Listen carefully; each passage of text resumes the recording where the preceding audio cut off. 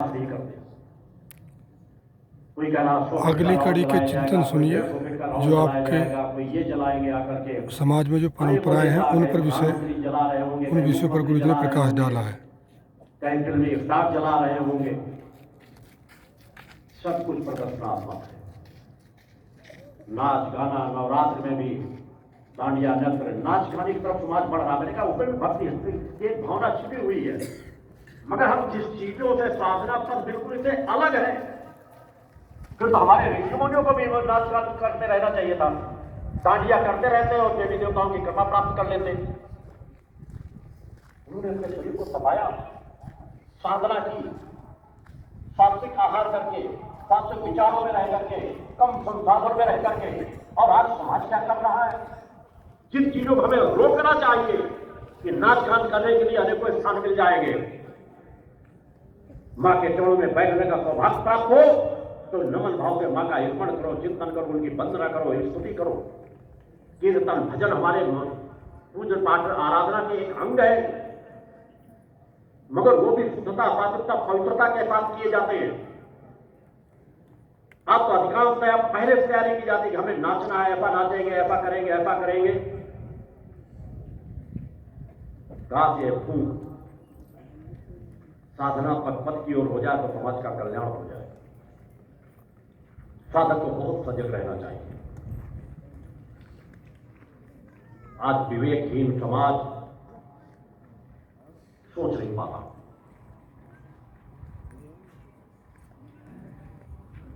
आप लोगों के अंदर जितनी चेतना आ रही है उस और प्राप्त करो, अपने आप को विवेकवान बनाओ और फिर विवेकहीन समाज को ऊपर उठाओ। मैं ये चाहता हूं आप लोगों को सात्विक जीवन जी करके, सदविचारों में रह करके, मेरा आशीर्वाद प्राप्त करके, मेरी चेतना तरंगों को प्राप्त करके आप वर्तमान समाज के अन्य लोगों से कहीं ज्यादा अधिक विवेकवान बन करके रहो। कोई जरूरी नहीं कि पढ़ा लिखा व्यक्ति उपनय डिग्री हासिल करने तो ज्यादा विवेकवान होगा।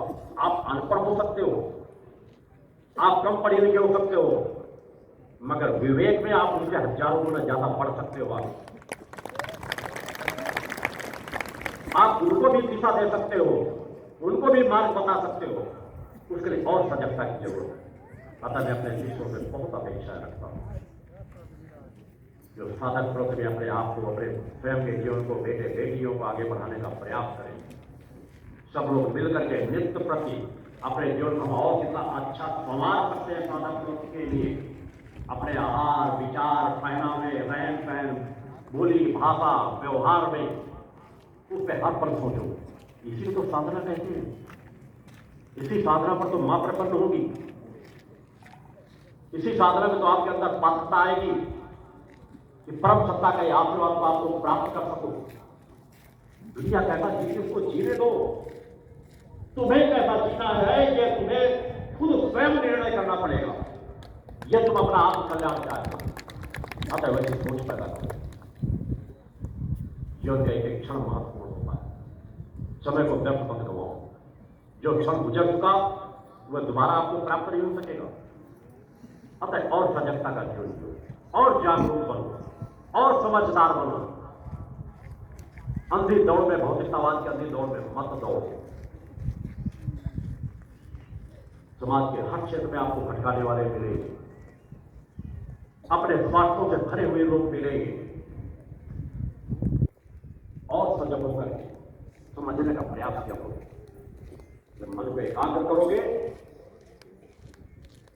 तो तभी तो आप ज्ञानवान बन सकोगे। आपकी बुद्धि आपके निर्णय लेने की क्षमता आपको प्राप्त कराएगी कि क्या सही है, क्या गलत है, कहां सही हो रहा है, कहां गलत हो रहा है, क्या हमें करना चाहिए, क्या नहीं करना चाहिए। और इसके लिए मैंने हर मंचों से आप लोगों को प्रेरित किया कि नित्य साधना करो, अपने कर्म करो, पुरुषार्थ करो, परोपकार के दिशा में बड़े हुए हो। मगर कम से कम मैंने कहा कि 15 मिनट नित्य ध्यान के क्रमों के लिए दो, अपने अंदर की स्थिरता के लिए दो, अपने अंदर की चेतना से एकाकार होने के लिए दो, अपने आप को निरोगी बनाने के लिए दो। जब आप शांत चित्त होकर के, मैंने कहा कि 15 मिनट नृत्य पथ का संकल्प आपका होना चाहिए। अगर किसी दिन छूट जाए तो दूसरे दिन उसकी पूर्ति करो, दूसरे दिन में छूट जाए तो तीसरे दिन उसकी पूर्ति करो, कई दिन छूट जाए तो कोई ऐसा एक दिन निकालो जिसमें 2-3 बार बैठ करके उसकी पूर्ति करो। इसका हिसाब किताब करो। मैंने कहा नित्य पूजा पाठ करो, मगर 15 मिनट अपने आप को, मन को एकाग्र करना चाहते हो कि आपका ध्यान कुछ लगने लगे, आपको अच्छी अनुभूतियां प्राप्त होने लगे, आप अच्छा से अच्छा निर्णय कर सको, कार्य करने की क्षमता आपकी बढ़े, आपका आभा मंडल चेतनावान बने कि कोई दूसरी शक्ति आप पर प्रवेश न कर सके, आपकी तरंगों का लाभ दूसरे को मिले, दूसरे की तरंगे, निगेटिव तरंगे हमारे ऊपर प्रवेश न कर सके। इसलिए मैंने कहा कि जो कुछ क्रम मैंने बताए हैं, मां ओम के उच्चारण के, सहज प्राणायाम के, जो क्रम मेरे द्वारा बताए गए हैं कि आप नित्य प्रति थोड़ी देर बैठ करके सहज प्राणायाम अवश्य करो। मेरुदंड को सीधा करके धीरे धीरे करके श्वास को अंदर भरा करो जितना भर सकते हो, फिर धीरे धीरे करके श्वास को बाहर निकाल दो। जितनी देर अच्छा लगे उतनी देर अंदर रखो। कुछ देर प्राणायाम करो, कुछ देर मां ओम का उच्चारण करो, एक बार मां का एक बार ओम का, फिर उच्चारण करो, और उसके बाद अज्ञा चक्र में ध्यान लगाकर कुछ देर शांत होकर के बैठो। साधना में भी वही क्रम आप करते हो, साधना के साथ भी उसको जोड़ सकते हो, बाकी समय में भी कर सकते हो। इससे आपके अंदर की गहराई, सत्ता की जो गहराई वो आपसे एकाकार होने लगेगी। आप जो पूजा पाठ करोगे वही ज्यादा फलदायी होने लगेगा। आप जो छोटी छोटी बातों में तनाव से ग्रसित हो जाते हो, उस तनाव से बच जाओगे, आपके कार्य करने की क्षमता बढ़ेगी, आपका आभा मंडल एक चेतना तरंगों से परिपूर्ण होगा, तो निगेटिव ऊर्जा कभी आपके ऊपर प्रभाव नहीं डाल पाएगी। बहुत कम लोग हैं जिसको मेरे बताए हुए नियमों को बराबर देख सकते हैं।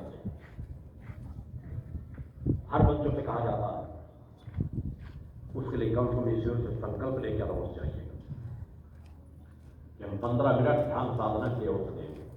जो अपनी साधना मंत्र जाप चालीसा पाठ ले देते हो वो लगे, उसके साथ 10-15 मिनट हम और नितांत रूप में जोड़ेंगे, जहां हमें गहरी श्वास भरना, श्वास को निकाल देना है, मां ओम का उच्चारण करना है, आज्ञा चक्र में ध्यान लगाकर शांत होकर के बैठना है। ध्यान लगाने में अगर थोड़ा सा कमी आ रही है, 1-2 बार अपनी नाभि चक्र को ऊपर की ओर स्पंदन कर लिया करो। पूजा पाठ में भी मेरे द्वारा कहा गया है कि अगर कभी भी आलस जड़ता आ रही है तो हल्का हल्का नाभि के चक्र को अंदर की ओर स्पंदन किया करो, ऊपर की ओर आकर्षित किया करो। आपकी चेतना तरंग ऊपर की ओर ऊर्ध्वगामी होगी। दूधाधार का संकुचन ऊपर की ओर किया करो, ऊर्ध्वगामी बनाओ अपनी चेतना को। 6 छोटी छोटी क्रियाएं मेरे द्वारा बताई गई है। आप आकाश में पैर तो रखना चाहते हो, कुछ लोग आते हैं गुरुदेव जी का हमें कुंडली चेतना जागृत करने का रास्ता बता दो।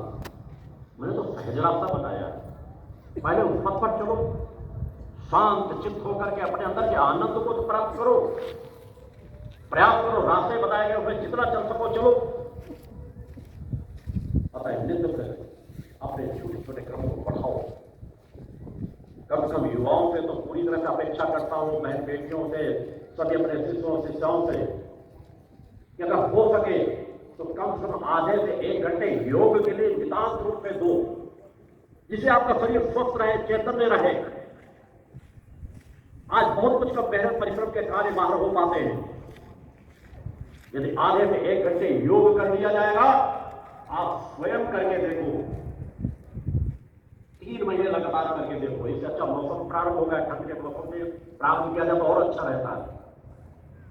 आपको ठंड कम लगेगी, शरीर में आपकी चेतनता का एहसास लगेगा, आपको स्वयं लगेगा कि शायद मेरा शरीर पहले ढीला सा रहता था, मेरे अंदर शरीर के अंदर चेतनता रहती है, मैं अपने शरीर के अंदर एक तृप्ति महसूस करता हूं। आधे से 1 घंटे योग करो, जो भी कर सकते हो, लेटे लेटे, बैठे बैठे, जिसकी वृद्ध भी है, बीमार भी है, तो धीरे धीरे करके प्राणायाम ज्यादा से ज्यादा करें। हम हाथों के व्यायाम कर सकते हैं, गर्दन का व्यायाम कर सकते हैं, लेट कर सकते हैं, बैठ कर सकते हैं।